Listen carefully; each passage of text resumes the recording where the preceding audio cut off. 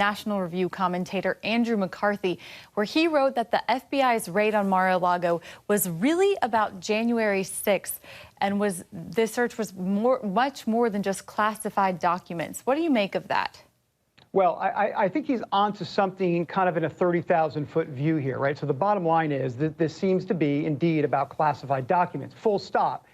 I think there is something obviously larger going on here. Oh, by the way, while they're down there and they're taking a little trip to Florida, anything on January 6th around there? I mean, we obviously know that they're looking for anything and everything, the whole kit and caboodle. So I definitely think there's a larger context to all of this, but right now we don't have those details. And that's really what's missing in this whole story.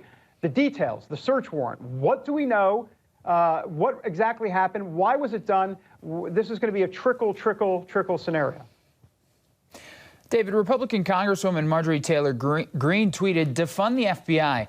Do you see this becoming a rallying cry for Trump-backed candidates in November? And on the other side of that, does this do some damage to the credibility of our institutions? Oh, there's no doubt it does damage to the credibility of our institutions. But then again, the FBI has had a long and checkered past throughout American history. I mean, we can talk about JFK, and then we can go back even before that, even the CIA.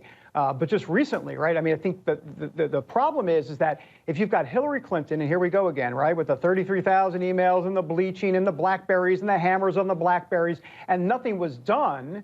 And I can throw in Hunter Biden and a lot of other situations there from the liberal standpoint. If nothing was done there, but all of a sudden you're raiding President Trump's private home in Florida, people are going to question, wait a minute, what's going on from an equal balance standpoint? So I think there's that. As for Marjorie Taylor Greene, I'm not sure if defund the FBI is necessarily going to be a rallying cry, but I just talked to her late this afternoon, and I asked her about some of the comments. She talked about a civil war. She said, look, I'm not calling for arms.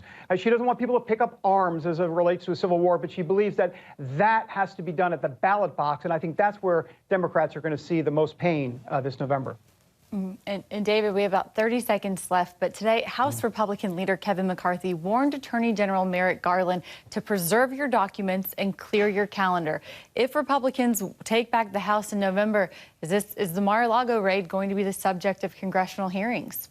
Yeah, it won't only be a subject. It'll be an a big 72 font bold headline. It'll be kind of like, in a way, the Republican January 6th committee, if you will. I mean, they're going to make it a big deal. It won't just be like a subject, but it'll actually be the whole big subject matter going forward.